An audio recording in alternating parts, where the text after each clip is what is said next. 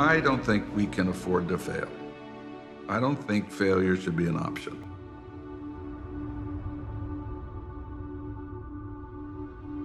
No, failure has to be part of the equation. You can't have stunning science without failure.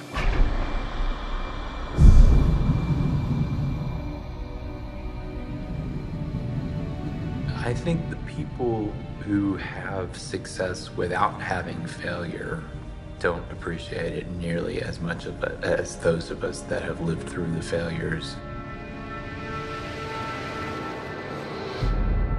The laboratory doesn't seem to acknowledge the failed missions, have kind of disappeared. It's interesting when there is a loss, people who suddenly go away, who don't want to be associated with the failure or who don't want to set the record straight.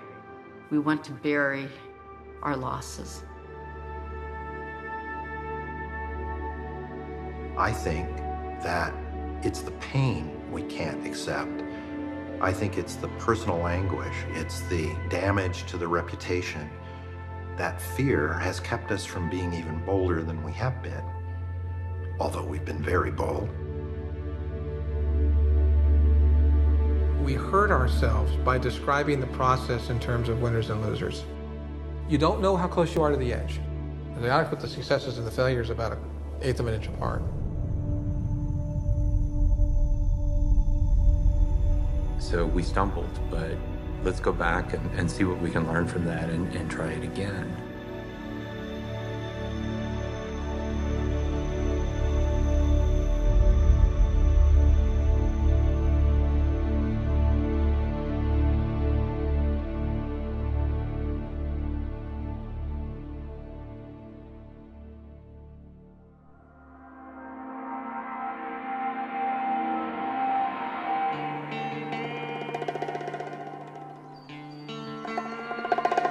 The lab's kind of a neat place to work because it really rewards energetic, smart people. You have people in the lab that have been working here a few years and they talk about, they ask, how do you advance? There's two keys to success at the lab, really only two: credibility and visibility. Sometimes easily gotten, certainly easily lost. Lab's nestled in these hills. It's pretty. It's a big place, a lot of walking.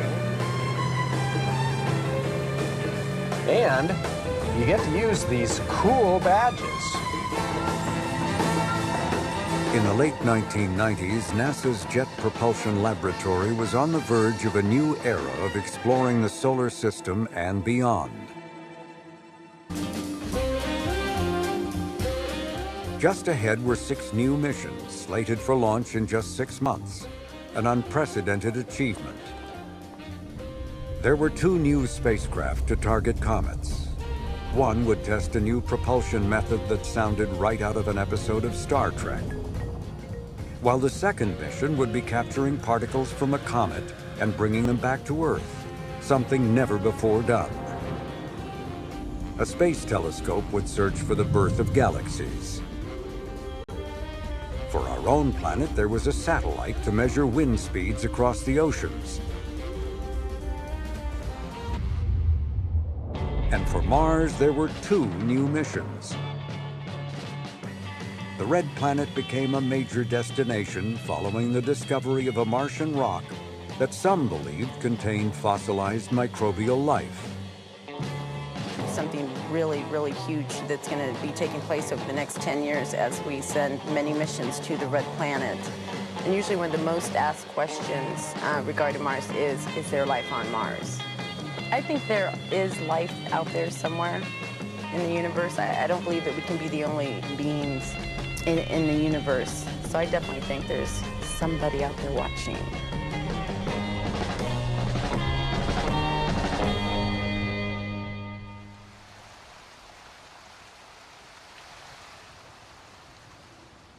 These new missions were signs of how far Director Ed Stone had steered JPL in a new direction.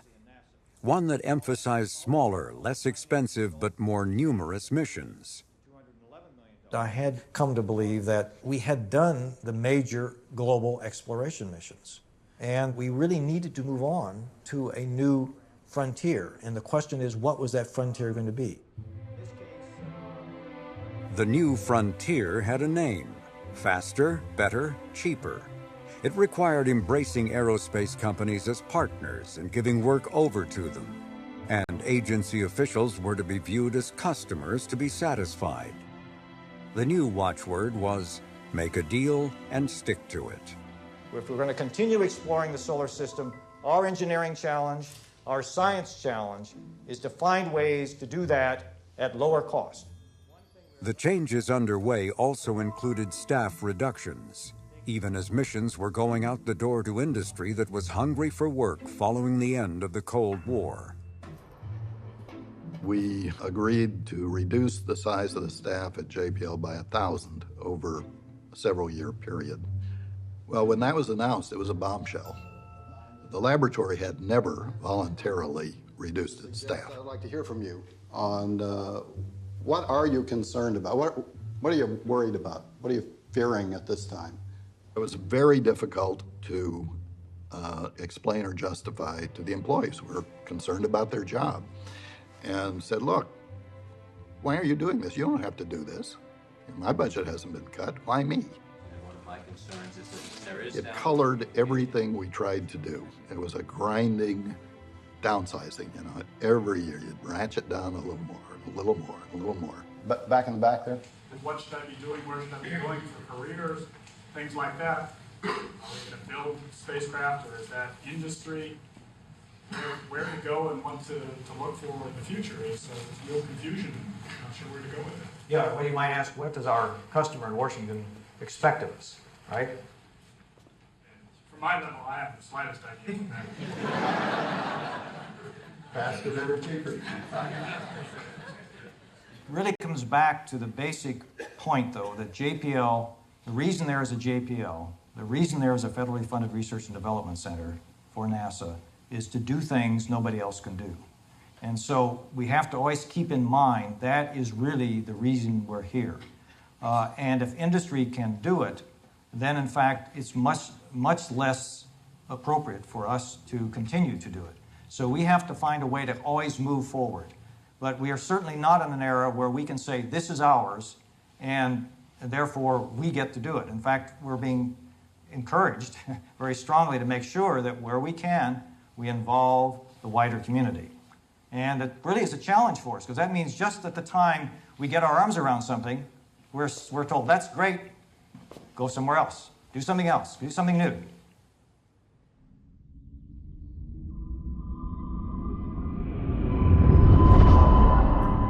There would be no better example of doing something new than the 4th of July landing on Mars in 1997. Spacecraft should have passed the 600 mark. Airbag should be inflated. Pathfinder's airbag touchdown was as unconventional as it was daring. I believe I have a firm signal.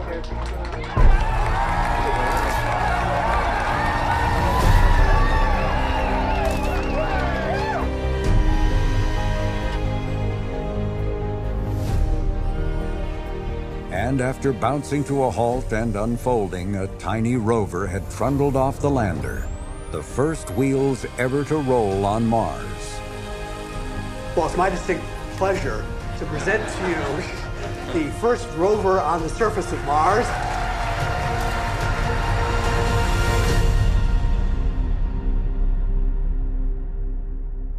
The combination of an airbag landing, the tiny rover, and emoting engineers and scientists made for something very different than the typical NASA mission. Yeah, opening a new era of exploration, as in the framework of the faster, better, cheaper, actually starts tonight.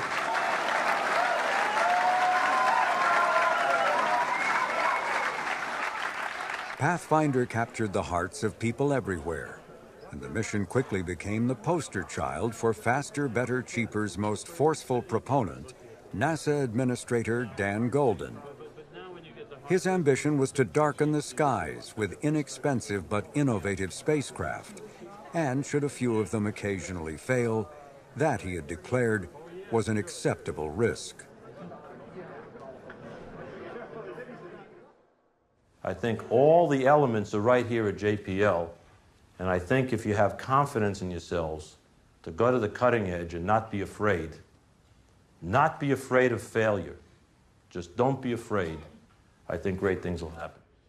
Golden's pronouncements were always forceful, but they could also be contradictory. It was such an exciting mission. It was the first mission in the whole series of Faster, Better, Cheaper. I really wanted that to come through. So I thought it would be okay to tell them don't fail. And I have to admit I did that. But I wanted to see where the breaking point was. Risk-taking was one Golden message. There was a second one: what the consequences would be for not delivering missions on time and on budget. So he would come out and berate us for the old NASA policies and practices. Our record of overrun is beyond belief. Our record of not delivering on our promises is very open. And there's a sense if all we have to do is get it working and launch it, all is forgiven. Hopeless. That will never occur again.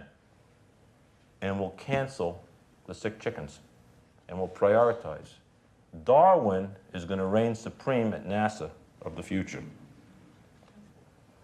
And then he would jump up and down with joy at the liberties we were taking. Remember, question authority. You've got to do it. And if you're afraid, you don't belong here.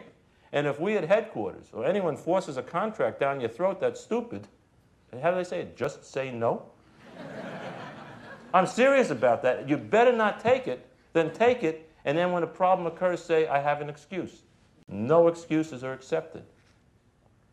Don't take shortcuts. And if you got a problem, say it, and if you overrun more than 15%, we cancel it. I want you to be sure you understand the rules.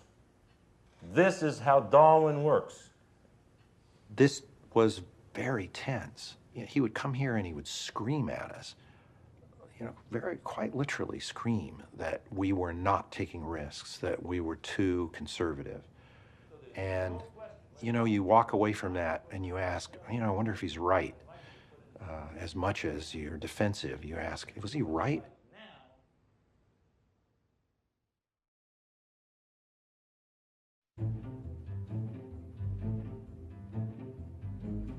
Pushing hard on JPL was one part of Dan Golden's plan to reinvent NASA.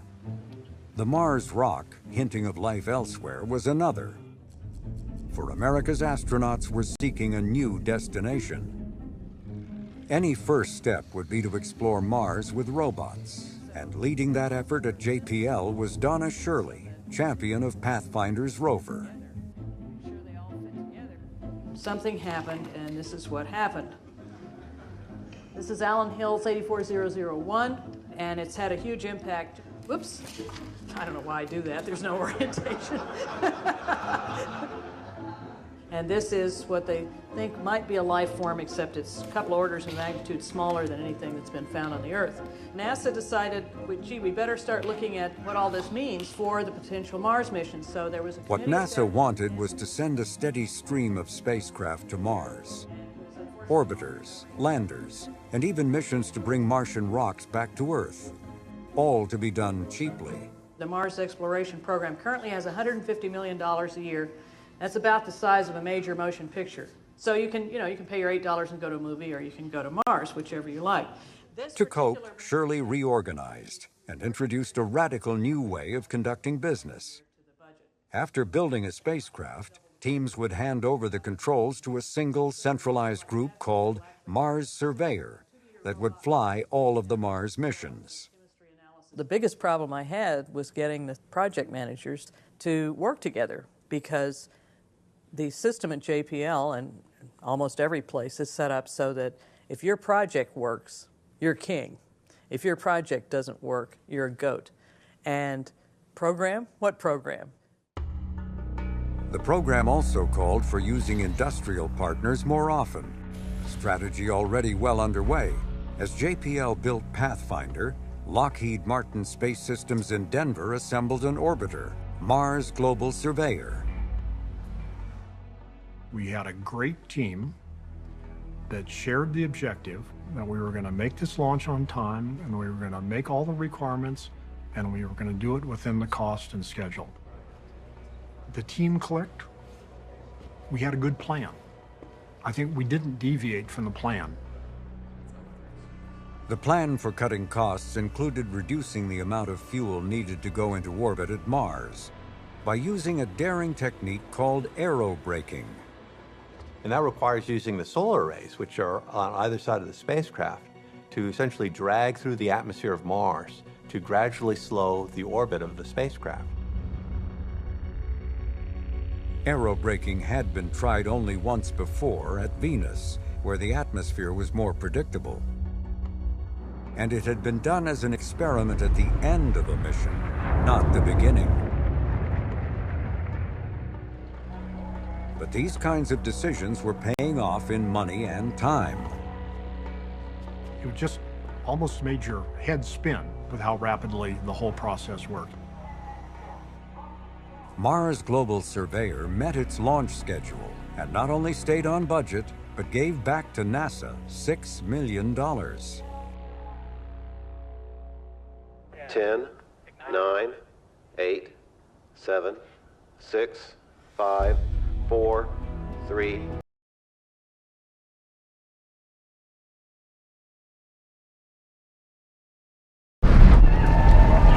And we have liftoff of NASA's Mars Global Surveyor as America begins its journey back to the Red Planet.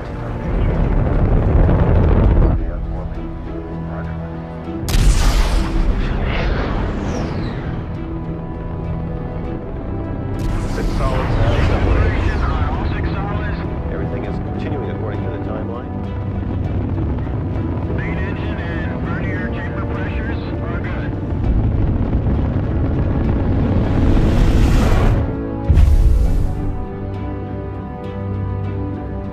And we have ignition. We have started the second stage engine.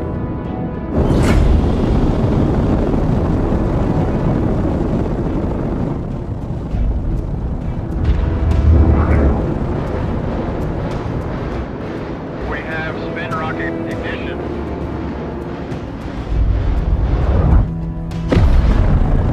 Third stage ignition.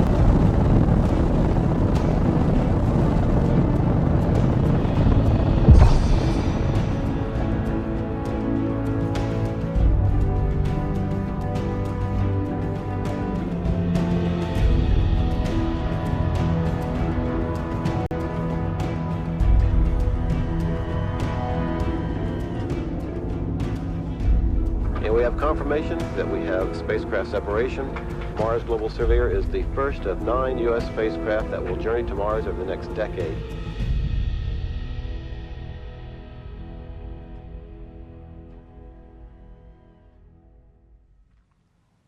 Launch was very good. Spacecraft came off the launch vehicle, and we noticed that one of the solar arrays didn't fold out into its normal position.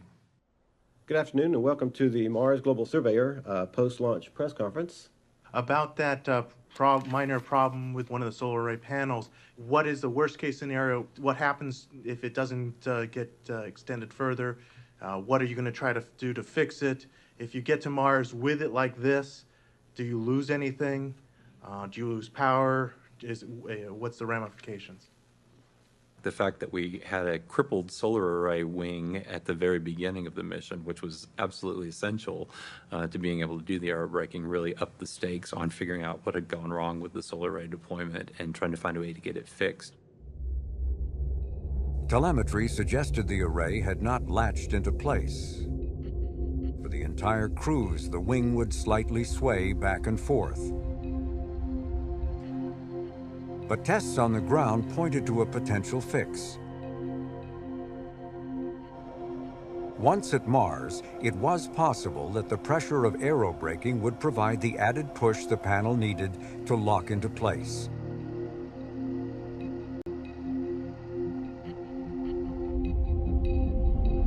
And in early September 1997, after a journey of 300 days and nearly 500 million miles, Global Surveyor was bearing down on Mars.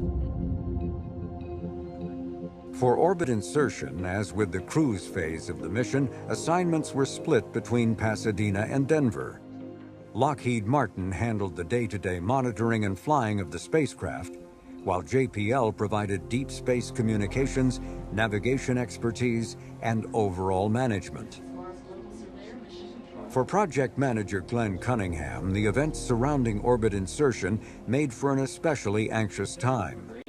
4 years before, at just such a moment, his Mars Observer spacecraft had vanished without a trace.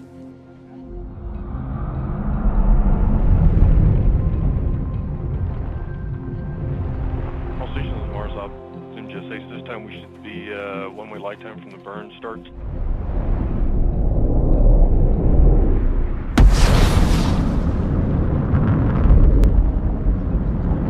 Could we switch back to the other plot for a minute? I want to see how far we're going because we're pretty close to coming into occultation.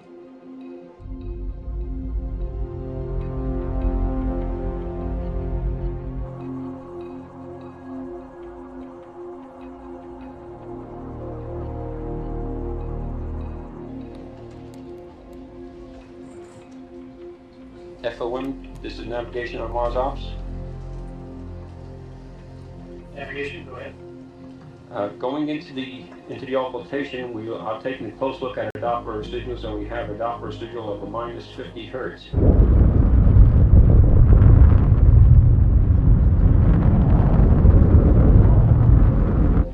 At this time in the mission, this is more than we had expected, which is a good indication that the burn is proceeding very close to nominal. Of course, we won't know until we see the other side of coming out of occultation, but right now it looks like there's a slight underburn.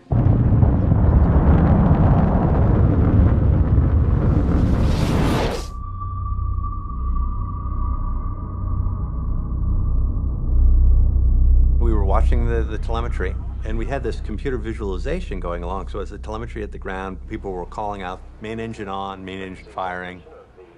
And there's always that tense moment when you come out from behind the planet.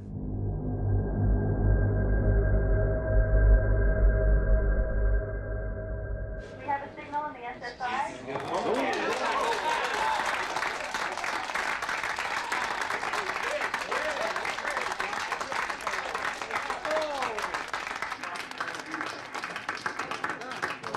At this time, we have all 4 stations locked on the carrier. AGC levels are on negative 155 to 156.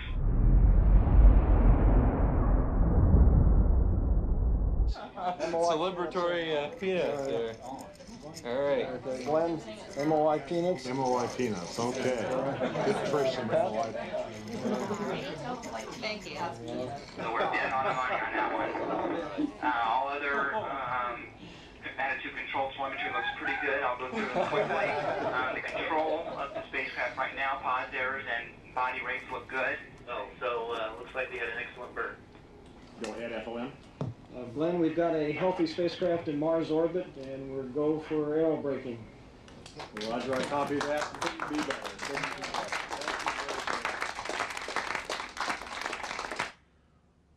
So all well and good, we thought.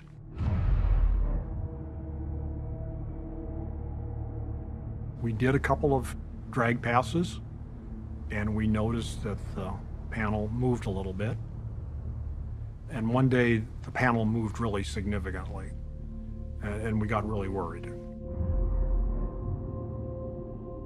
One of the engineers said, as far as the aerodynamics are concerned, on the last pass, it went past the point where it should have latched into place. We said, that's not physically possible unless the panel is actually broken. And he said, that's what the aerodynamics are showing. And I said, I need a new aerodynamicist. The panel was physically bending, not just not latched, but it was actually out there flopping in the wind. there was a break in one of the hinge joints. The risk was that it would literally snap the spacecraft solar array off at that damaged point. So, gosh, this could be, mission catastrophic. To protect the spacecraft, it was commanded up out of the atmosphere. The move bought the engineers time, but it also created a new problem. We knew we were actually very much racing the clock at that point. We did have another gotcha. We realized that if we didn't get restarted aerobraking, we would get to a condition where the orbit around the planet would leave us in the shadow of Mars for more than 8 or 10 hours, when the spacecraft had really only been designed to survive about a 1 to 2 hour eclipse. And if that were to happen, the batteries would eventually cease charging, and slowly, Global Surveyor would freeze and die. Good morning, and thank you for joining us at the Jet Propulsion Laboratory. The Mars Global Surveyor spacecraft has been in orbit around Mars for about 2 months now. Several members of the team are here this morning to give you an update on the mission. We believe that we have identified a secondary failure in the solar array. This little model of the panel shows you the 20-degree kink, so to speak, between the yoke and the inboard panel where the damper arm was caught. The solar panels were designed to swivel. Rotating the broken wing might reinforce the panel enough to endure the stress of aerobraking.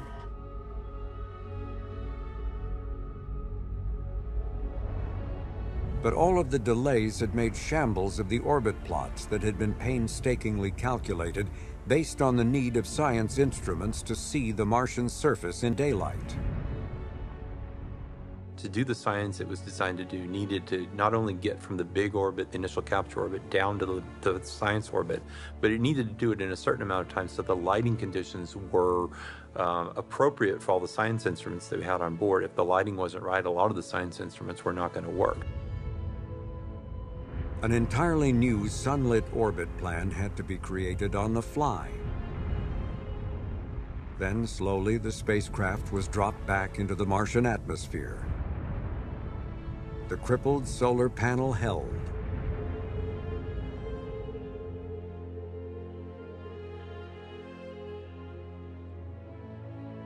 In the days that followed came more encouraging news. Science discoveries. There were faint signs of an ancient magnetic field and images of geological features to outrival some of the most spectacular places found on Earth. But there was a price to pay in having saved the mission. Aerobraking was originally scheduled for 4 months. It would now consume a year and a half. And that meant added strains on budgets and people at a time when 2 more missions were about to fly. They too would require urgent attention. And for every day that passed on their journey to Mars, the breaking point for faster, better, cheaper drew nearer and nearer.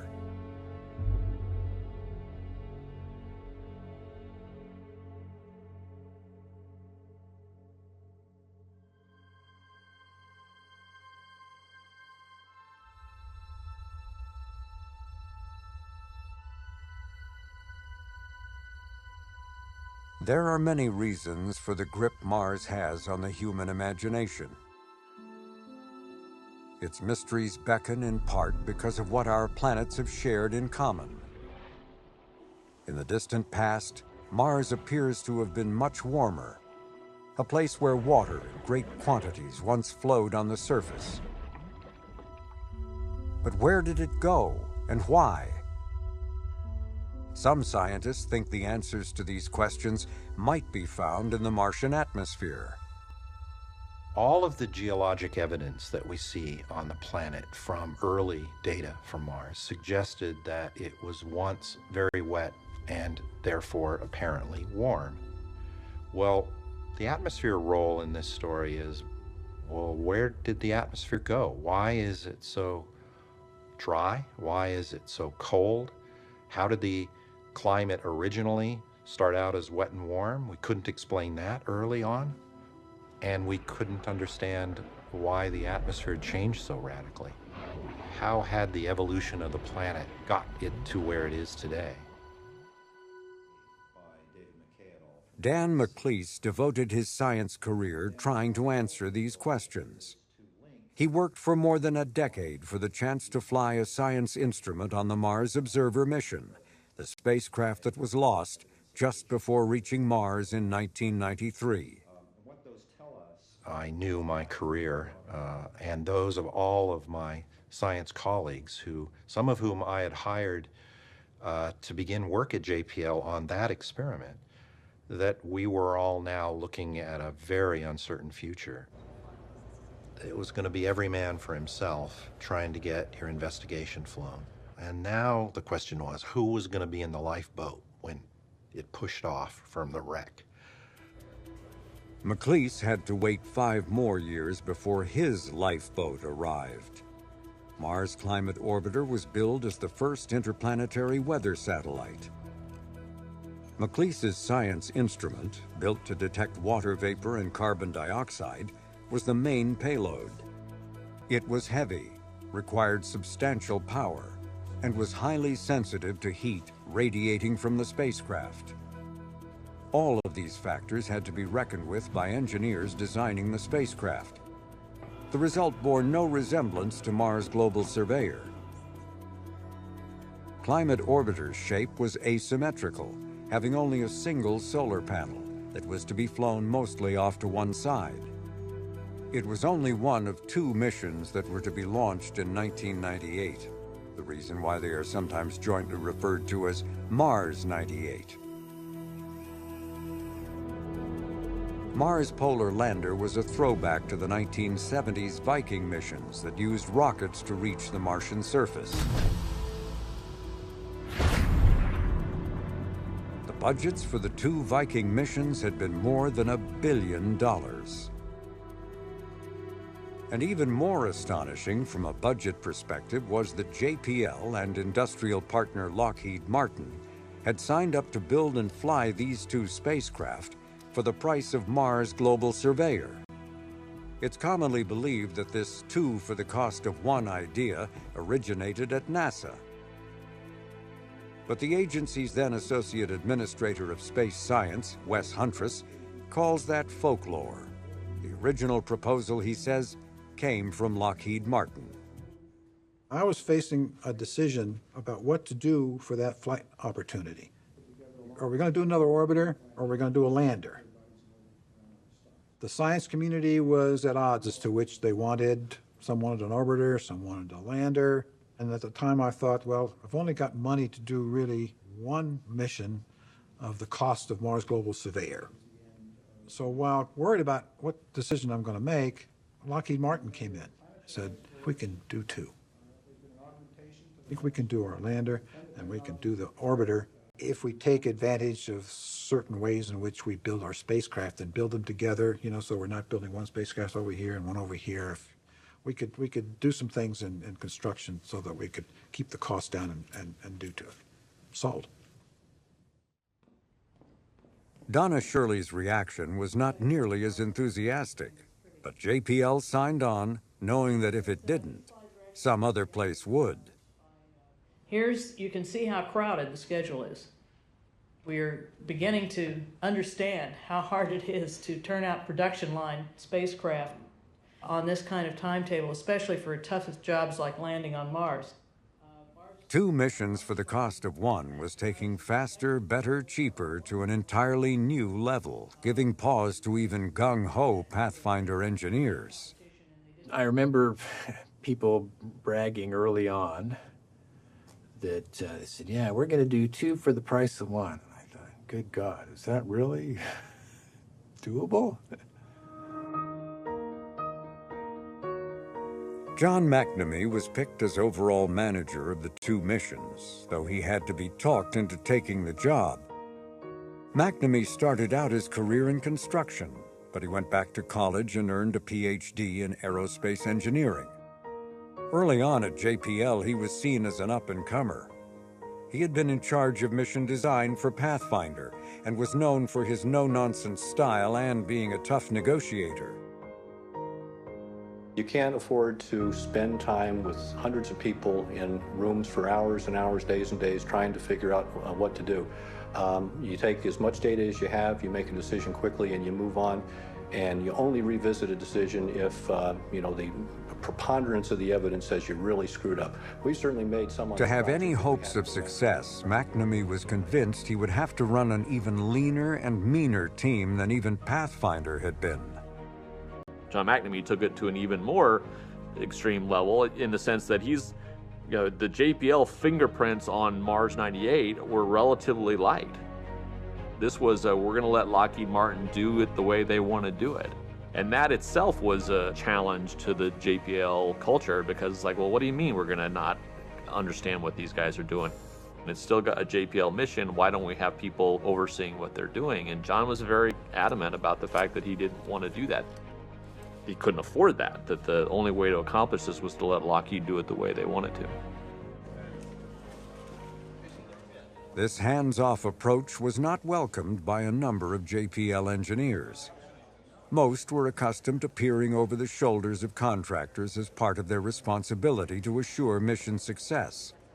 This cultural divide, born during Pathfinder, continued to widen and deepen. I don't know that we were consciously doing it at that time, but we really were creating a separate culture, and there were two cultures. I can remember walking around one evening in Building 230, I think it was. It's after hours, and most of the doors were locked, and I was looking for a paper clip or a piece of paper or a pencil, and I knocked on one door, and somebody behind the door says, "Yes," and I said, "I need a pencil or paper clip," and the voice said, "Are you a Martian?" And I said, "No," and then they opened the door. So, I mean, there was a group of people who were very, very unhappy that this divergence was taking place. No one understood both sides of JPL's cultural divide better than John Cassani. He had been in charge of flagship missions like Voyager, Galileo, and Cassini. But he was now encouraging the lab to adapt to faster, better, cheaper. He was also serving on review boards to monitor the progress of the Mars 98 missions. Cassani saw serious engineering challenges, to be sure, but no showstoppers. I honestly can't say that I was terribly concerned about the mission. What I didn't have a perspective of during that period of time is just how thin we were in terms of people working on the project. Most of the work was being done at Lockheed Martin. And so, let's say you're on a review board and you sit in the review room, you don't see what is actually going on. As for make a deal and stick with it, that concept was not proving to be a two-way street as NASA began adding on unanticipated and, from the project's perspective, unwanted cargo. For the orbiter, there was only the addition of a camera. But for the lander, the requirements creep became a source of ongoing disagreements. First, a descent imager was added. Then came pressure to include a science instrument from Russia, a gesture meant to encourage cooperation with a former Cold War foe. That was followed by lobbying for a stowaway inside the Russian instrument, a microphone to listen to the sounds of Mars. The biggest battle was over two other hitchhikers, a pair of basketball-sized penetrators that NASA viewed as a new technology demonstration. They were to be released just before the lander's entry into the Martian atmosphere. Then they would free-fall all the way to the surface, hitting the ground with a force equal to 60,000 Gs.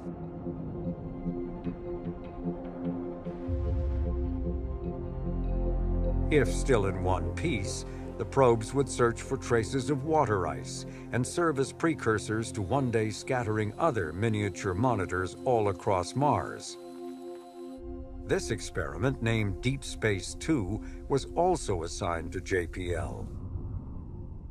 Chosen to lead the effort was Sarah Gavitt. There are a lot of challenges in designing a system that will survive a crash landing. We started off very early on the mission with a very aggressive test program.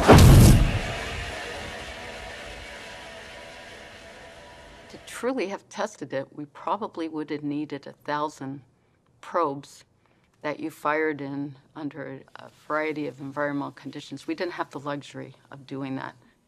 And so we did have to take some shortcuts in the testing area. Deep Space 2's breakneck schedule demanded making decisions about risks that no ordinary mission would contemplate. And when this experiment was elevated to project status, expectations for success were raised too. John McNamee did not want the Deep Space 2 probes on his spacecraft, and I don't blame him. We were just going to make his mission heavier and a little bit more complicated.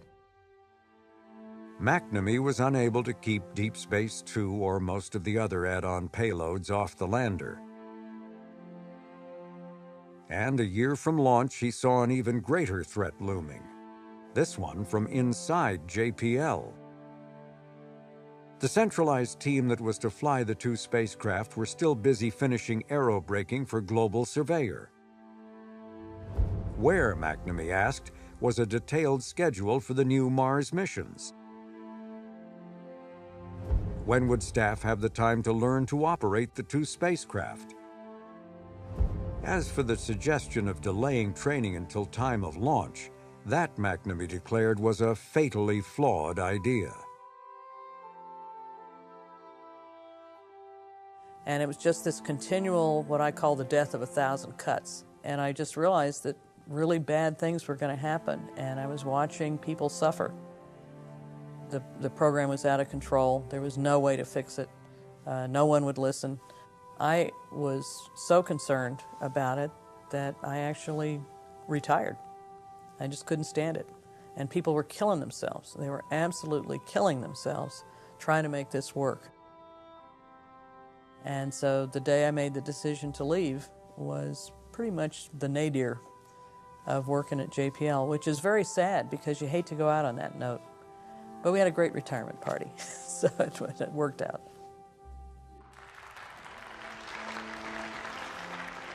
Besides official proclamations of a job well done, Shirley's retirement party featured humorous skits in keeping with the JPL tradition of its day. Then, as part of letting go, Shirley began passing away items from her office. Yeah, we can do that. Is Dan McLeese around? Okay, Dan. Now, Dan asked me for this, and nobody wants to own Mars more than Dan. Shirley's final gift was a not-so-subtle dig at those she believed still were not heeding her warnings. It's a copy of the book that's only published on the internet. It's called Managing Creativity, and I modified the title to Managing Creativity, a Practical Guide to Inventing, Developing, and Producing Innovative Products, or A Prophet is Without Honor in Her Own Country.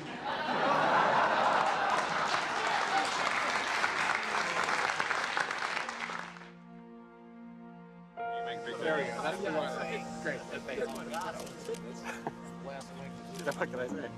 Hey, how you doing? 3 months later, Mars Climate Orbiter was being readied for launch, with Mars Polar Lander scheduled right behind. A list of problems continued all the way onto the pad. Some software had to be loaded at the last minute without being put through the full rigors of testing. It was a risk the project was willing to take, as the alternative was to delay the mission by 2 years. John, ready to go?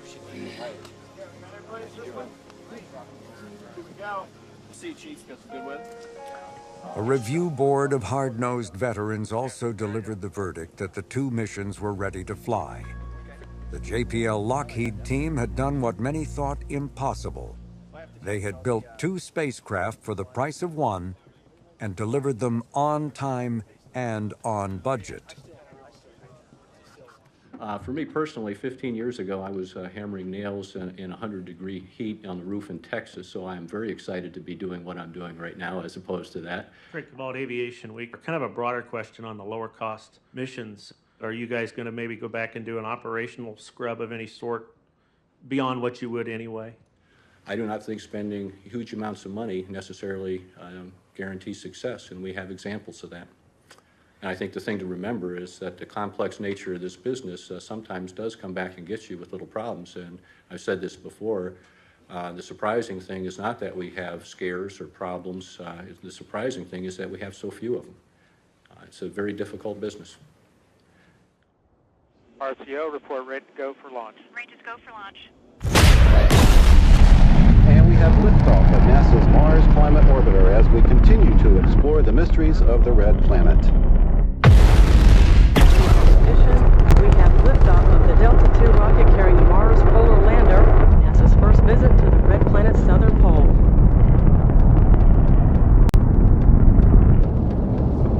View from the second stage of the Boeing Delta II vehicle. There's the rain cloud we're flying through.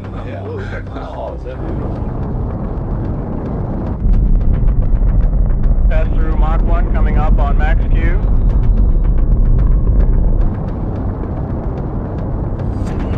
Main engine both burn gears continue to burn well.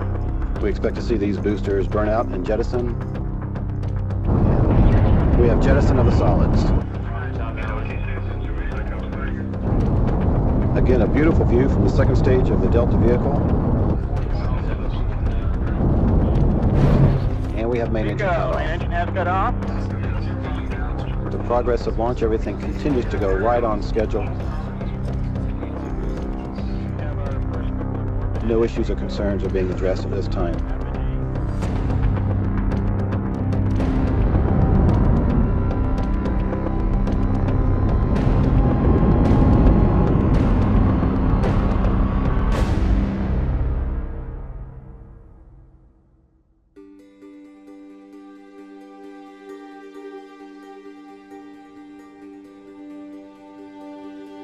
4 months after the launch of the 2 Mars 98 missions, an elated Ed Stone presided over JPL's annual State of the Lab address. Well, it's hard for me to imagine a more exciting time than the era we're in right now. 6 launches in 6 months. Never before in the laboratory's history. It is great. It's great. Well, not only are these wonderful missions, but... For nearly a decade, Stone had worked tirelessly to adjust the culture of JPL, to transform the nature of the lab's missions, and to fundamentally alter how the staff performed its work. And now all of that effort was coming to a head. I've been working at JPL on a part-time basis at least since 1972, starting with Voyager. And I can't remember a time that's more exciting than this one. I really, literally cannot. Even though the Voyager encounters were wonderful, they were spikes. What we have now is a continuum. But just 2 days after his address, one of those 6 missions, a space telescope built by a university partner, failed. An event set in motion when its cover ejected prematurely. The 2 new missions on their way to Mars were struggling too. Both were experiencing problems related to sunlight conditions, the result of design flaws. The solutions required flying the spacecraft in different orientations than originally planned. Oh my gosh, it just seemed like it was another one of those periods where one thing after another went wrong. I mean, every day we struggled. We ended up essentially putting the MCO in a semi-comatose state so we could get through the launch of Mars Polar Lander and get it going okay. And then we said, okay, then we'll come back and we'll deal with the issues that we had on MCO. Mars Polar Lander had its own issues shortly after launch, and so we coped with that. The spring and summer of 1999 was like the most intense period of my entire life. And I later realized that was only the beginning. The journey to a planet is usually considered the quiet time of a mission, but that was not the case for Mars Climate Orbiter due to its shape. With the solar panels swung to one side, radiation pressure from the sun was causing the spacecraft to slightly rotate. It's actually feeling the solar wind, the solar radiation pressure, and that's kind of blowing it off course, a little bit like a sailboat off to the side. And you have to know that, but of course there's no good way to know that. You have to guess what the reflectivity is of the foil and how much area is shadowed, exactly what's going on there. To correct for unwanted motion, small gyroscopes called reaction wheels were spun up. But eventually they began spinning too fast. Then yet another force in the form of thrusters were used to desaturate or de-spin the reaction wheels. And you have to know, how long did it fire its thrusters and how much force was applied. And a mistake in any of those means you could be kilometers off course, because those things build up over hours, days, weeks, and months on the way to Mars. And you can actually get quite far off course if you don't know exactly what's happening. Climate Orbiter's thrusters had to be fired every 17 hours, an unanticipated chore that added more pressure on a team that had been stripped down to a skeleton crew. Only one full-time navigator was assigned to the mission. And during the first 4 months of cruise, navigation data from the spacecraft was not even usable because of a software error. When that problem was fixed, something seemed slightly amiss in the predicted plots. We knew there were some funny things going on with the navigation products. It was in that gray area between it. It wasn't bad to the point of you have to do something about this now or the mission's over.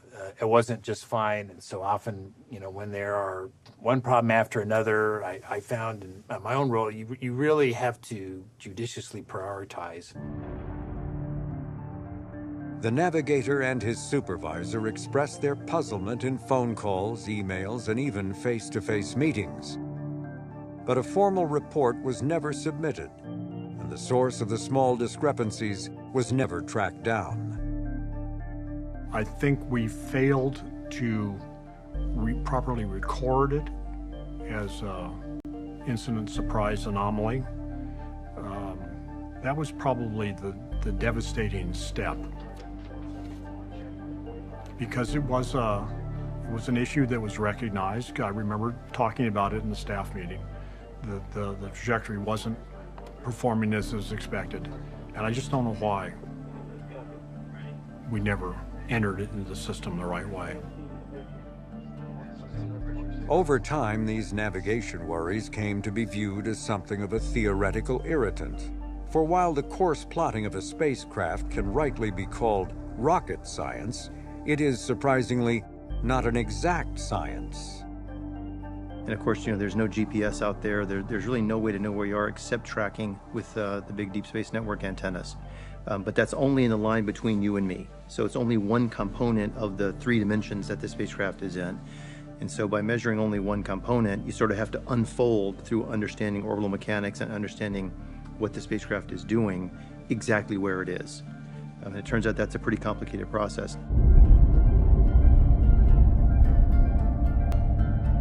So in a sense, you're trying to figure out where this thing is in this cloud out here, and all you can do is know, well, it's right here.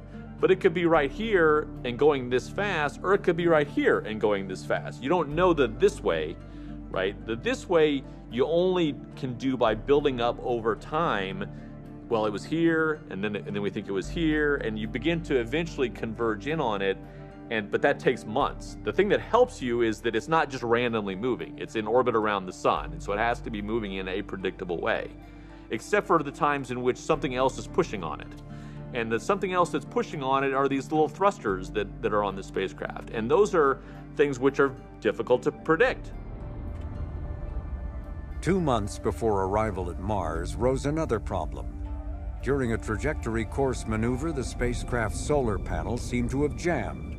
A problem that, if not fixed, would doom the mission. So it was, all hands on deck. We got to fix this problem now, or it's over. That was going on at the same time. The problem that eventually killed us was manifesting itself. The solar panel snag was solved, but the solution took the better part of a month, leaving undone other scheduled work. By now, the navigators were deeply worried as predictions still weren't converging. To address their concerns, the altitude aim point was raised to over 200 kilometers.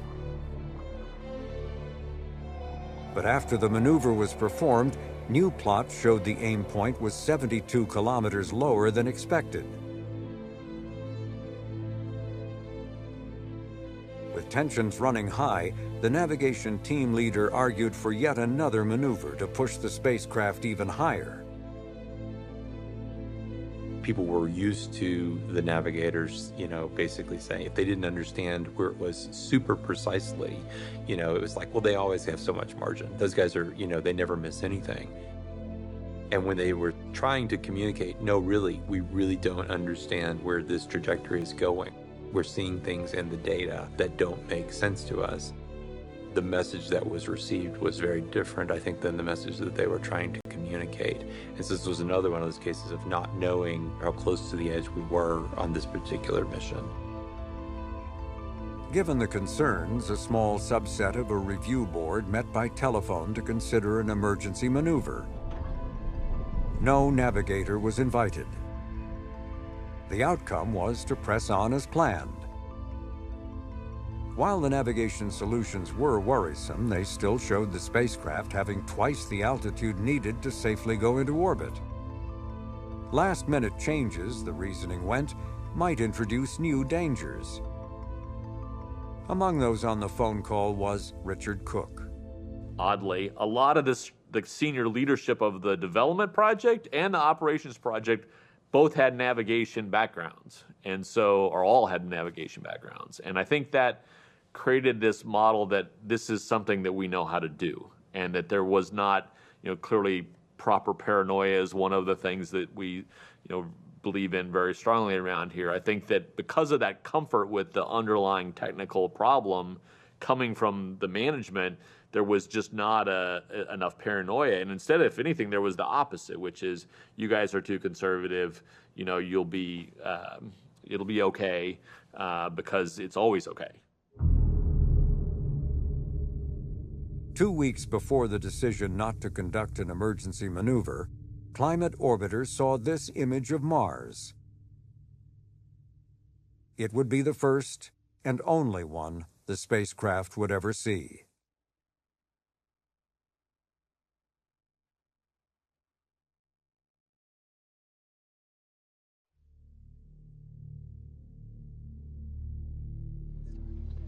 Good morning. This is Mars Climate Orbiter Mission Control of the Jet Propulsion Laboratory in Pasadena, California. JPL is an operating division of the California JPL's live TV coverage of the orbit insertion of Climate Orbiter began in the early hours of September 23, 1999. Given the hour, there were only a handful of people in the small mission support area for what many believed would be a routine event. The team resides and is watching all the telemetry come on in. At the Lockheed Martin Center, they do the actual commanding. Telecom systems go. I just want to let you know the stations look like they're in lock at the appropriate level, and everything's nominal.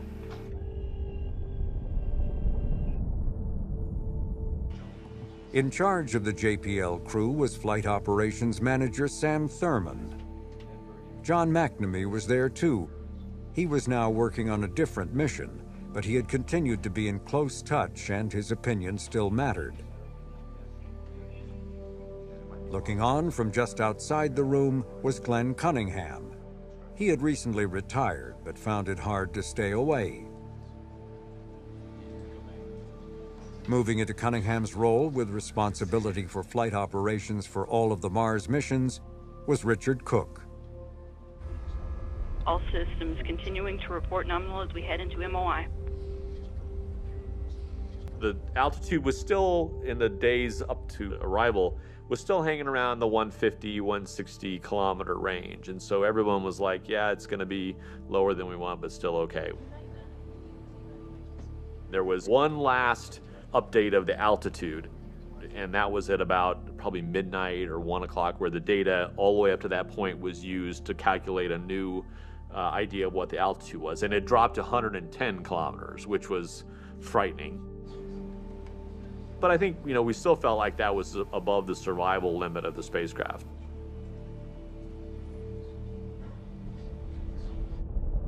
Systems FOM. FOM systems, go ahead. Hey, can you ask Telecom to forward a predicted AGC level once we are in the burn attitude? Will do, standby.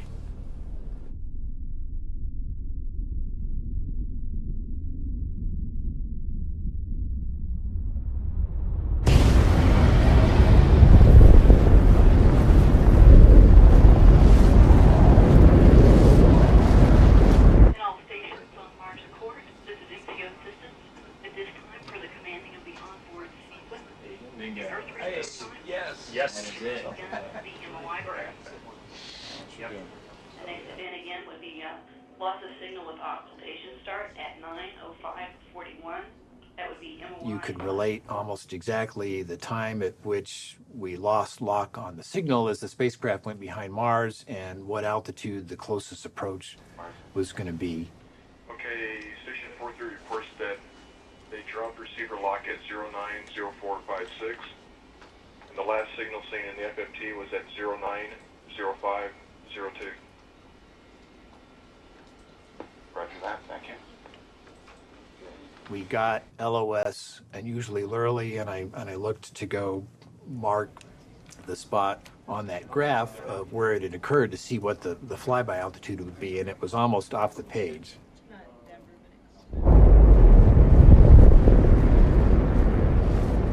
So at that point, I remember thinking, uh-oh, we really got a problem here. FOM. Yes, sir. Could you call me at 79134? Roger. The loss of signal had occurred 39 seconds earlier than predicted, and that was not good news. See what you guys can do. Okay. Thanks, Steve. So then we had I think it was about 20 minutes we had to wait out the burn itself and then, look to reacquire it. Attitude, this is systems. Systems attitude. Red update is complete. Copy, thank you. Joining us is Dr. Dan McLeese. This is a big deal for you here. You've got one of the two science instruments on board the spacecraft. Yeah, this is very exciting. Yeah, that's right. I was on a microphone and I was going through the sequence of events, looking at the clock, looking at the timeline, and listening to what the operations people were saying was happening on the spacecraft. We are standing by for exit of occultation, scheduled to be at 9:26:56. Well, we don't even know what a typical Martian year is like from the perspective of weather. And as I was talking through near the moment we would have been in orbit correctly, it was clear that something was very wrong.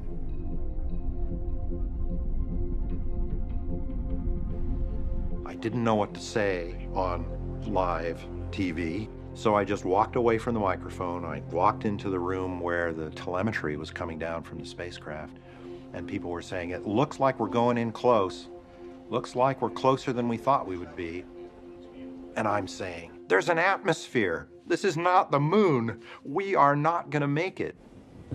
Okay, waiting for acquisition of signal. Okay, let's listen in and see if we get AOS.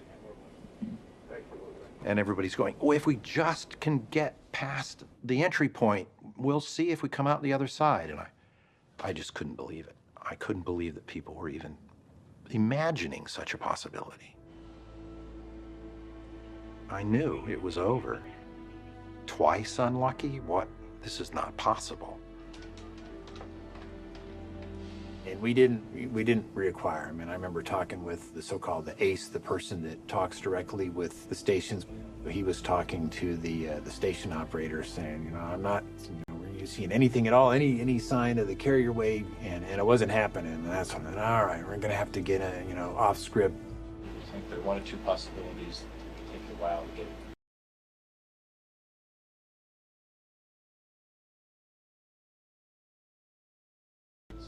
The emotional part of it became tolerable by having something to do that had been, worked out and getting to it. Either way, there are things that it will do other than just sit there. Okay.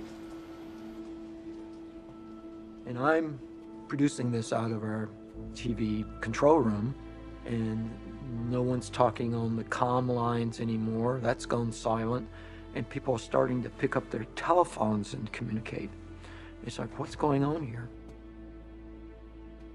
Time comes that we're supposed to reacquire the signal. There's no signal. So 5 minutes goes by, 10 minutes goes by. This is Mars Climate Orbiter, Mission Control. Now about 14 minutes past the point we would have expected to receive signals from Mars Climate Orbiter as it reappeared from behind Mars. David Seidel, who was doing our commentary, gets off mic and calls me and says, I don't know what's going on. What is it that I'm supposed to say? Well, I didn't know what was going on. So I jumped up and I ran as fast as I could over to the building they were in, building 264. And as I was running, I was saying, I don't have a contingency plan for this. I don't know what it is I'm going to do when I get up there. But I've got to have a decision made by the time I get off that elevator. Okay. Yeah, I don't think we'll probably not do the live shots. But hold on that. One thing at a time, okay? Hold on. Okay. We'll get Richard in here. We need to shoot him with a camera. I had to grab Richard Cook out of the mission support area and have him go on live to tell whatever it is that we did know. We needed to tell that right then and there to the world. This is Mars Climate Orbiter, Mission Control at the Jet Propulsion Laboratory. Joining us now is Richard Cook, who's the Mars Surveyor Operation Project Manager. Can you give us a quick update of what you know? What we're working on right at the moment is the spacecraft has a number of autonomous recovery processes that it goes through when it has a fault. We believe that we are in all likelihood in the midst of one of those, so we're going to be monitoring it over the next few hours to see what happens. I think we will as soon as we find out something, we'll let everybody know. But at this point, we're still very confident that we're in orbit at Mars, and we're going to see this spacecraft signal sometime in, like I said, in the next few hours. It was about that same time when the navigators came in and said, now we've got data all the way up until the point at which it went out of communications. When they processed that data, it dropped to 60 kilometers, right, which is obviously below where we thought it was survivable. And so that's really when it hit the fan, so to speak, and where everybody began to worry that we had lost the mission. We have a briefing this morning to give you an update on the status of Mars Climate Orbiter. A few hours later, not long after sunrise, what had been planned as a celebratory press conference was instead the beginning of a long search for the guilty. Robin Soriano with Florida Today. Could you tell us who is responsible for sending the navigation commands to the spacecraft? You must have a list of potential suspects already. This isn't the first of the smaller, faster, cheaper, better spacecraft that you've had problems with. Covered a lot of JPL missions, and I realize you don't get the real final tracking until you get close to the planet, but I can't recall an error this large ever. It was just a terrible, terrible experience, terrible day, and no matter what you say in that sort of moment, you're going to cause ripples, right? I mean, the team is struggling to stay together in a sense, and so any statement about what happened other than we lost the spacecraft, you get into that feeling of the team kind of coming apart. And it was just turned into this incredibly divisive thing, which is unfortunate, obviously. Just to follow up on that last bit, I wonder if you could just tell us literally over the next 8 hours, literally, what are you folks doing? Right now, we have a fully staffed flight team, both here and at Lockheed Martin in Denver. We're going to essentially begin to dive into this navigation issue as soon as possible, probably as soon as we walk out of this room.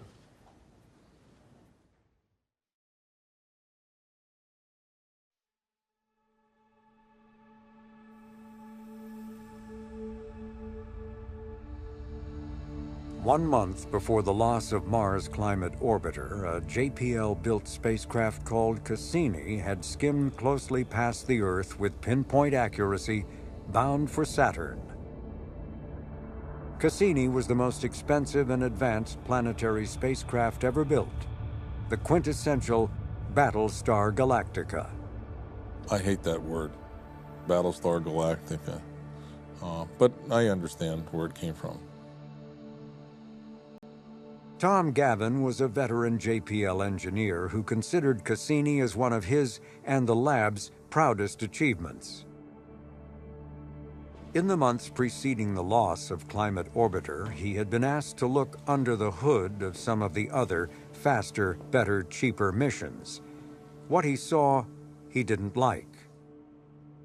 Well, near as I could tell was that all the rule books had been thrown out, that there were no rules. The rules were, there are no rules.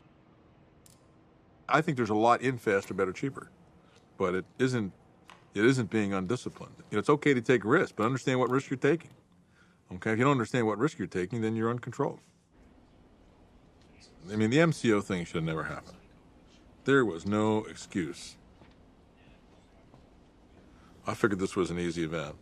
And about 3 o'clock in the morning, I got a phone call. You better come in. And I walked in and I ran into Cunningham and McNamee. And I remember what McNamee said, we just took a perfectly operating spacecraft and ran it into Mars. And I was shocked. How did this happen? We know how to do this. The cause of the navigation error had to be found, and quickly. Gavin was given that job. He assembled a group of experts that included the former head of JPL's navigation section, Frank Jordan. I never dreamed we were going to lose an orbit to a navigation problem. It totally decimated me. And Gavin said, well, you're the guy that's got to find out what happened. That was on a Thursday morning. By Sunday night, Jordan believed he had found the answer when he compared 2 columns of numbers. The first column from Lockheed Martin showed the amount of force exerted by the spacecraft's thrusters. The second column was JPL's navigation solutions from those numbers. And I looked at these 2 rows of numbers, and it hit me. They're all off by about the same ratio. And I thought, there's something systematic. Why should that be? And so I computed the ratio, and it was that the number at JPL was 4.5 times larger. I said, oh my God. The 4.5 number was precisely the ratio difference between the force of thrust as measured by English and metric units.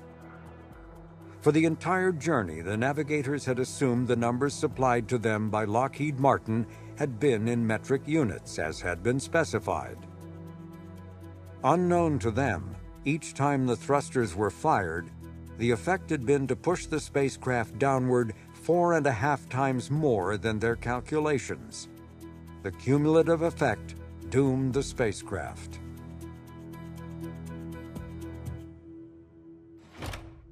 From morning newspapers to late-night talk shows, JPL and NASA were ridiculed, for the metric confusion mistake was hardly rocket science. There's a little bit of human nature here because, a little bit of looking at other people's misfortunes and thinking, well, there, but for the grace of God go I, and look at those smart guys, even they're dummies.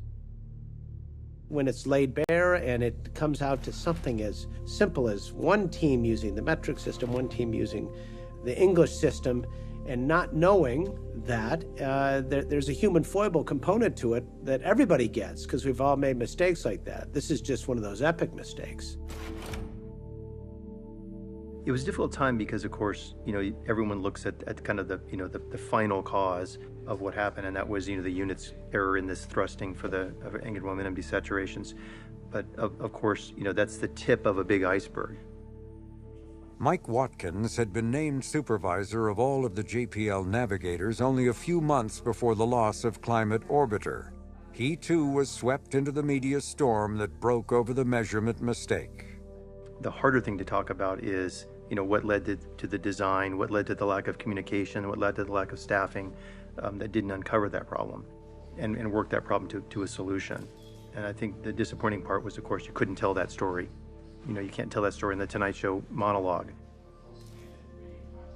I personally see the climate orbiter failure as a failure of communication, a failure to communicate how the flight system design with the more frequent desaturations would affect navigation, a failure of the navigation team to have enough people to communicate with their peers. Oh, hey, we see something funny. What do you think about that? And also a communication failure between our operations team and the nav team. And I think that lack of deep communication is really the thing we learn to fix in future missions. Good afternoon and welcome to NASA headquarters. The subject of today's briefing is the first report of the board investigating the failure of NASA's Mars Climate Orbiter mission and actions underway at NASA in response. Let me say right at the start that we clearly made a serious error. Mars Climate Orbiter was on the wrong trajectory, and our checks and balances did not reveal that error. And suddenly that NASA euphoria that had been building all that time from Pathfinder to that moment evaporated. Our report seems to list poor training, poor communication, cockiness, and a whole bunch of other not good things. So I know no one person is responsible, but is there someone who should take the blame, who should be reassigned or fired? There was blood in the water, okay? It was a feeding frenzy. The underlying tension associated with all of this, somebody described it to me as near panic at Jet Propulsion Laboratory over this whole scenario. These were people who really knew the space business, really understood what faster, better, cheaper meant, had deep sources that were saying, this is not good, pick two, faster, better, cheaper, pick two. And we knew it. We knew it was dead in the water. None of us want another mistake to go unchecked and unfound. One of the most difficult challenges I had as director was the press conference following the failures. And because such press conferences tends to be focused on fixing the blame. And of course, JPL was ultimately responsible for the mission. So in that sense, the blame was fixed on us.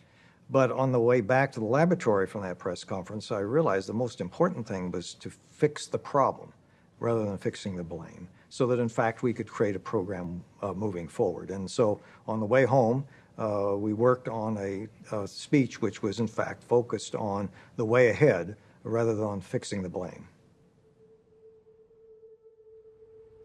Without a question, yesterday was the hardest day I've experienced in all my years at JPL. It was hard because of an old truth. The higher the expectation, the greater the impact of failure. The future will depend on what we collectively learn from the loss of Mars Climate Orbiter. Can we learn from our failures as well as our successes? When we fail, do we learn to fix blame on individuals, or do we learn to accept failure as a team? Do we learn that the pain we experience in losing a mission is so great that we avoid difficult challenges? Or do we learn to accept the challenges knowing that either great satisfaction or occasional disappointment awaits? My choices are to embrace the tremendous future that can be ours. But just as our past successes did not come easily, neither will the future. In the future, success will be defined not only by what we do, but how we do it. And how we do it starts today.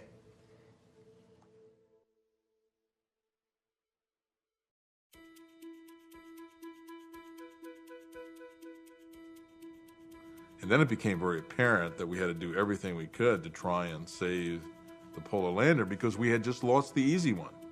That was the easy one. And then lander was coming. This team and the spacecraft design, has been under a great deal of scrutiny. The words we're using now is they've turned over all the rocks and are now raking the gravel. We have never been to the South Pole of Mars before, and we're not exactly sure what we're going to be going into. This is one of the most difficult things that you can envision in the space business. It requires a very large set of mechanical activities to occur, technically initiated separations of the parachute and of the heat shield. Descent engines have to fire for about 50 seconds to slow yourself down and come to rest on the surface.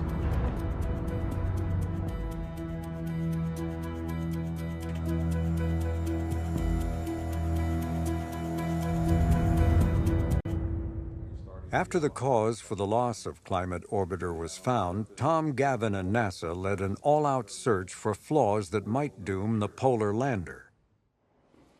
They had only 2 months to dive into the intricate details of a spacecraft that had been built 1,000 miles away and was now millions of miles out of reach. This frantic scrutiny uncovered a handful of potential problems that were addressed. There was one issue that had no solution. As a cost-saving measure during the entry, descent, and landing sequence, there would be no communications from the lander. If the mission was lost, there would be no way of knowing what had happened and little or nothing to learn for future missions. This was another faster, better, cheaper departure from standard practices, a point that the mission clearly made during reviews at NASA and JPL. Once you begin EDL, there's no RF link. That's the way it is. Nothing can be done with that. The laboratory did not understand what was going on in that project. And it operated in a very isolated mode. That was very unhealthy. No one had greater hopes for the success of Mars' polar lander than its young science principal investigator, David Page. Page's passion for the red planet reached back to college days at Caltech, a time when he worked on the Viking missions. In those days, Viking was old news. The data were acquired during the 70s, and I remember used to walk down the hallways and, one sort of gruff professor would say, "Oh, Dave, you're never going to get anywhere working on Mars. It's just a bunch of old stuff and, just don't do that. That's completely boring." But Page persisted. He became especially interested in the Martian poles, a fascination born perhaps out of his father's adventures as a member of Admiral Richard Byrd's second expedition to the Antarctic in 1934. You could always argue that this is the classic case of the son following the father, or at least trying to follow the father at some level, exploring the poles of another planet. So there could be a little of that mixed in, but it certainly wasn't, conscious. Let's put it that way. Search for water under the surface. The goal of the mission is not to find water, and it won't be considered a failure if we don't. We have good reason to believe there is water below the surface. The question is how deep and in what form and how abundant it might be. Like the engineers, Page's science team had worked in a feverish, faster, better, cheaper mode, only to have the pace become even more intense after the loss of Climate Orbiter. We had this even bigger mountain to climb, which was to get the lander together. We had, a camera system, a robotic arm. We would dig trenches. We would look inside layered terrains. And the fact that this orbiter didn't work all of a sudden meant that our plans for how we were going to operate the lander on the surface of Mars in just a couple months had to be radically altered. Everybody was under incredible stress. And the lander had left the launch pad not knowing precisely where it was to land. 20-year-old Viking images had identified a general area, but scientists had been awaiting new and far more detailed images from Mars Global Surveyor. In those days, when you looked at the south polar layered terrain with Viking, you saw this beautiful, smooth area that looked like, oh my gosh, it looks like, just, whatever, baby skin. There's no, there's no hazards here whatsoever. But that impression was dispelled by Global Surveyor's images. Although this topographic map of the landing area was intentionally exaggerated to highlight height differences, it was still a sobering jolt as landing day approached.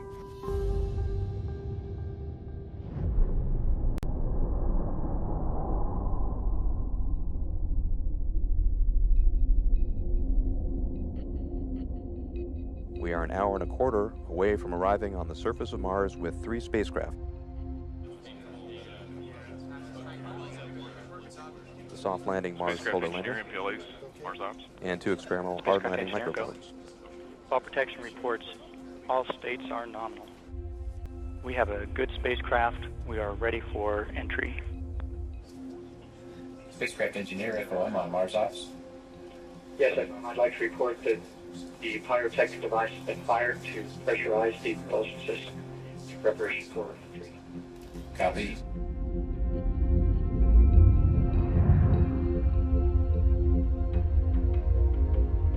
FOM copies. Spacecraft go for entry.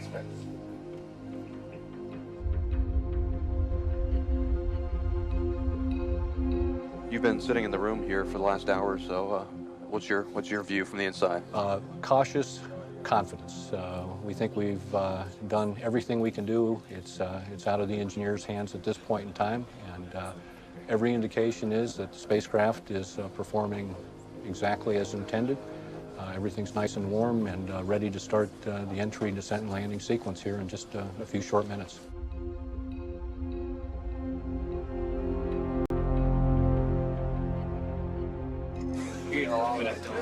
You guys have beat a lot of people. Spacecraft engineer, attitude can confirm initialization of the absolute slew with the target entry attitude. Copy that, attitude. Prepared for slew. FOM copies. Autopilot initialized for slew. This is a Doppler plot. What we're seeing as the line curves downwards is the increase in the velocity of the spacecraft as it approaches Mars. The closer it gets to Mars, the more significant the gravitational pull on the spacecraft and the greater its speed. We're going to lose this information shortly as the spacecraft turns away from Earth. In all stations MPLAs on Mars Ops, we have all stations 14, 63, and 15 all CLOS. Very latest. FOM, spacecraft engineer.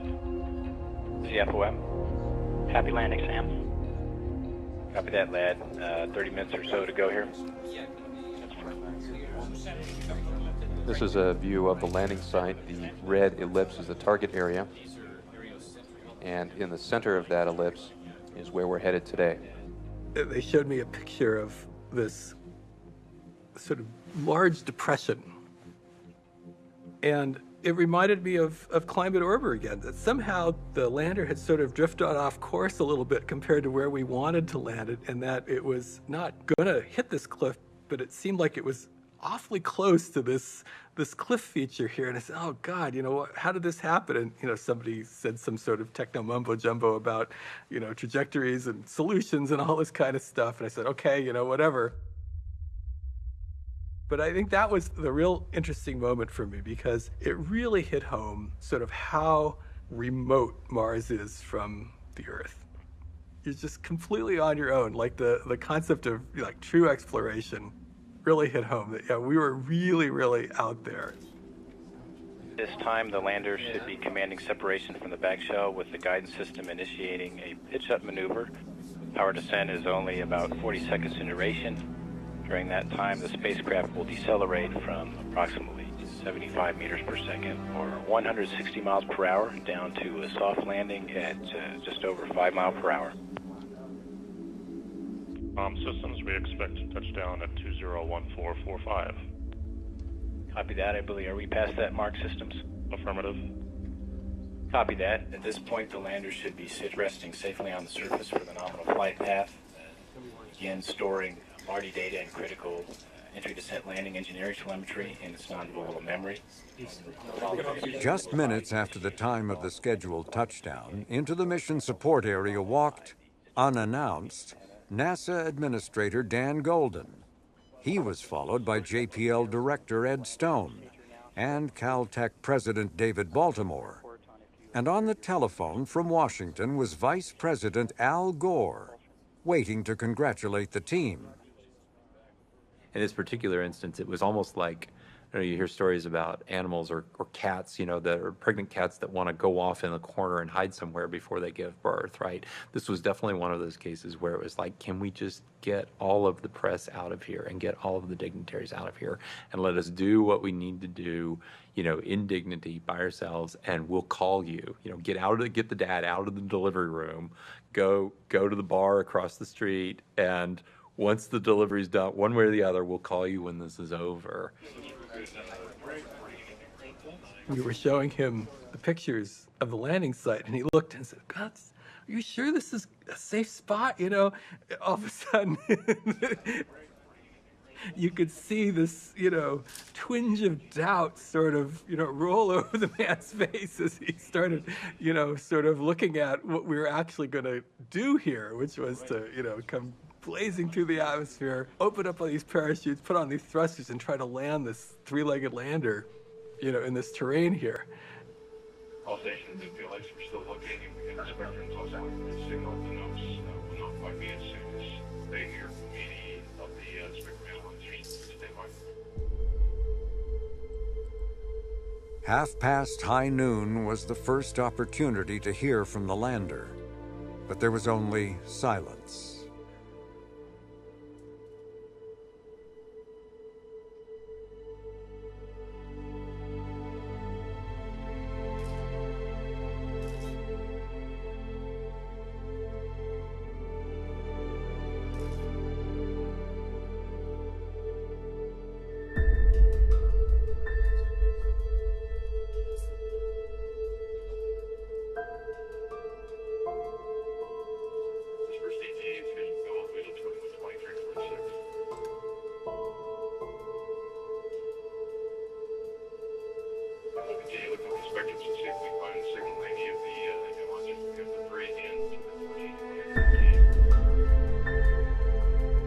Imagine standing next to Dan Golden, and Dan Golden's assistant's got the telephone tied into Gore to report the success, and that's bad news, bad day.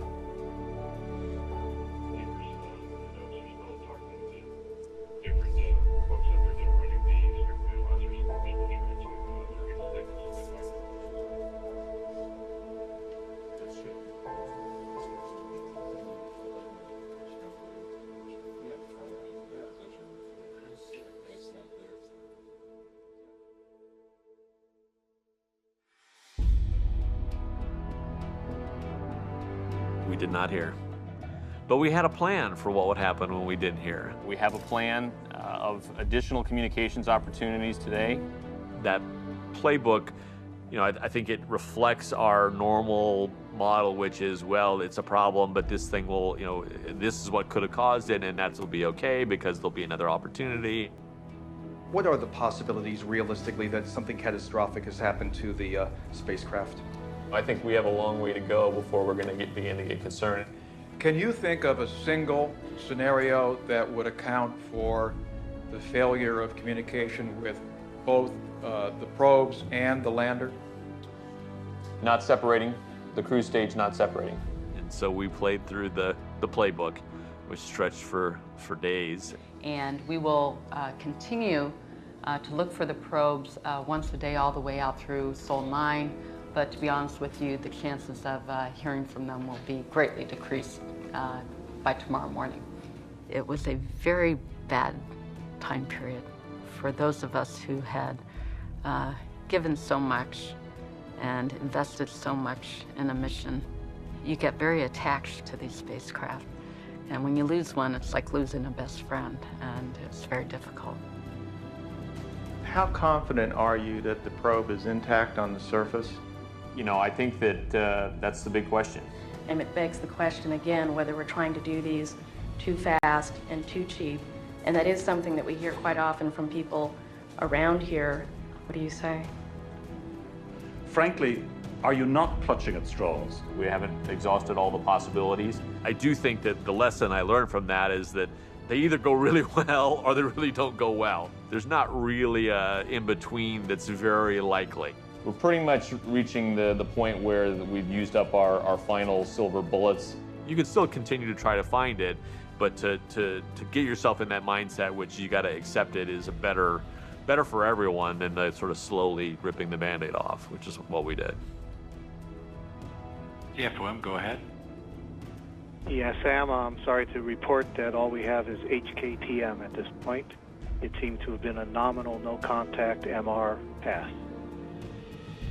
Copy that, Mark. Thanks for that. Thanks for hanging in there with us.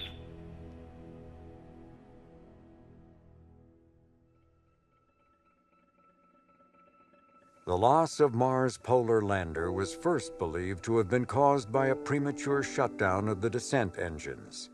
If true, the lander, after safely traveling 200 million miles, was lost in the last 200 feet of its journey. But no crash site has ever been seen from orbit.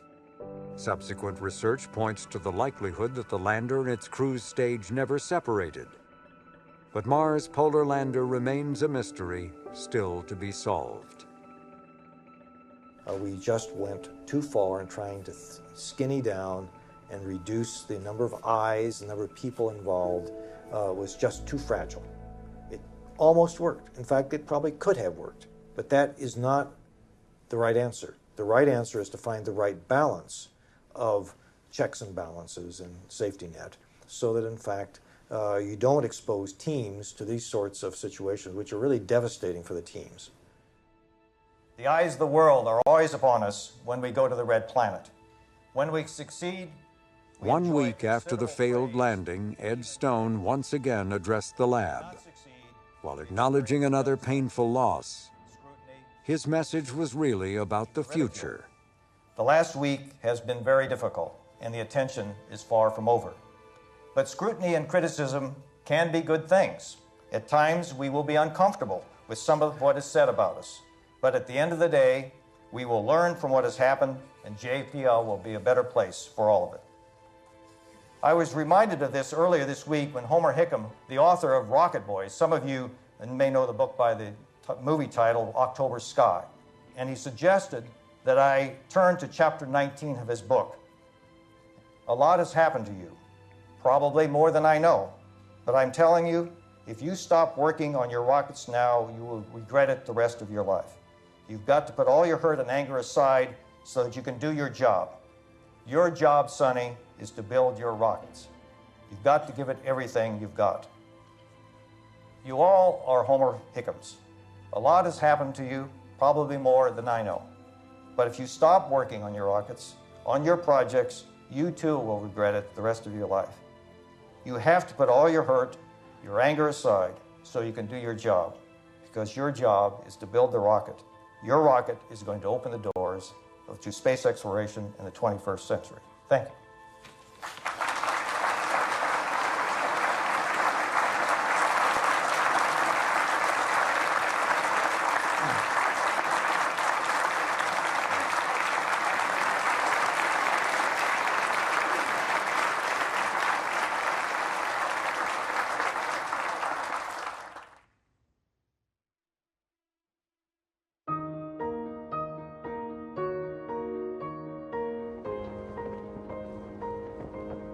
All members' opening statements will be placed into the record at this point.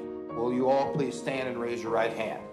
We just went too far. We pushed those boundaries too far, and we cut back too far on what history has taught us to be sound management and sound engineering principles. And I think the project felt that what they were doing was reasonable, and that it could work, and it would work, and it could have worked, and it would have worked if nobody made a mistake. But that's the big if, and that's what people are. They're mistake makers, and you have to have a system that's tolerant to a mistake, which means you have to have checks and balances. We found a NASA headquarters Jet Propulsion Laboratory interface that was ineffective in resolving issues and managing risk. We found a Lockheed... I think that JPL had two responsibilities. They had the responsibility to follow direction, but they also had the responsibility to go back and to say, that it wasn't, that the direction was not executable. And we identified organizational changes that we thought were appropriate at JPL and at NASA headquarters to assure the success of the program in the future. I was excoriated in the hearings in the Congress. It was ugly. I don't object to losses from taking risks. That's what it's all about. I definitely object to losses due to mistakes, especially what I unmercifully will call stupid mistakes. I'll answer the question. I feel a certain level of hostility in this interaction. Well, you're a good politician. I'm trying to get to the point. Yeah. But those 2 missions to Mars will always be on my back I don't care. We wanted to push the limits to see how far we could go. He was not thrilled with what he heard, I guess would be the way to describe it. I mean, he didn't say anything about you're wrong. It's a problem, but he was having difficulty, as I would have, internalizing the whole activity. You don't win popularity contests when you're changing a bureaucracy. Now, as a NASA administrator, I had to take the heat. I was worried we were going to lose the Jet Propulsion Lab due to this gnashing of teeth. And there were people at NASA headquarters who loved retribution. It had to go down hard, and I think it would have gone down hard with anybody, because it was a pretty hard-hitting report, and it really said that, we were on a course that was destructive for NASA. So if there is no further business before the Committee on Science stands adjourned.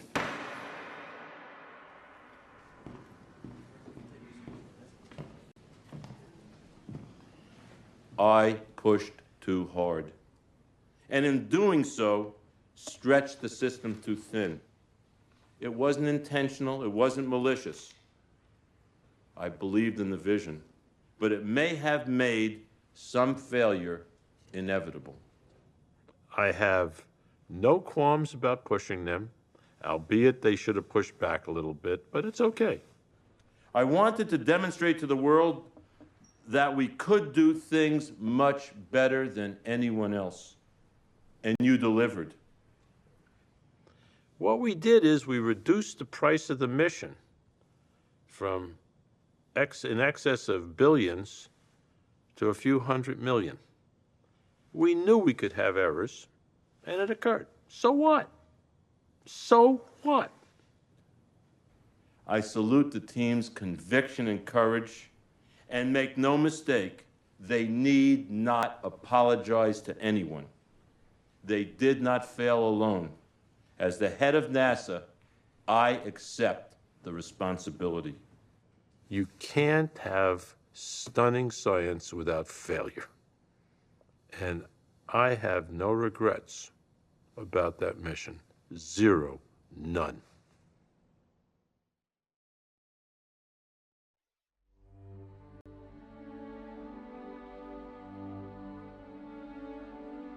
The Mars 98 failures were a setback and a new beginning.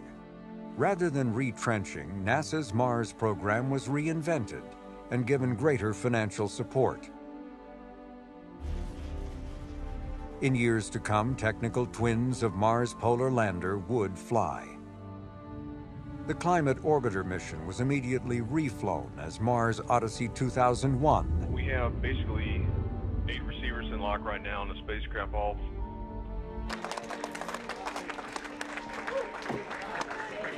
Dan McLeese's science instrument on his 3rd attempt finally made it safely to the Red Planet.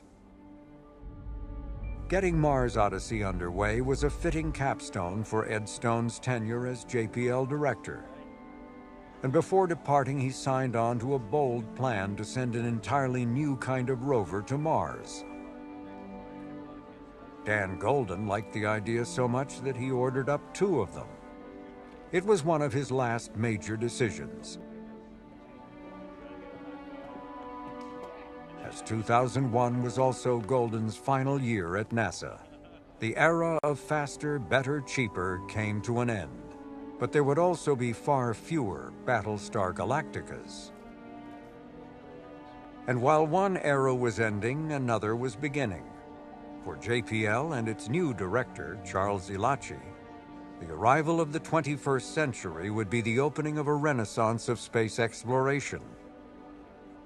And several of those involved in Mars 98 would join the ranks of the laboratory's upper management. One of them was Tom Gavin, who would put in place flight rules and practices that all missions were required to follow. Spacecraft became more expensive as a result, but more of them worked. The year 2001 also marked the completion of Mars Global Surveyor's primary mission. The mapping orbiter would continue to operate for 5 more years, collecting more data than all previous Mars missions combined. But Global Surveyor ceased operating in 2006, its demise brought on by an error made during an update to the spacecraft's complex computer system. It was another reminder that humans are, and will always be, mistake makers.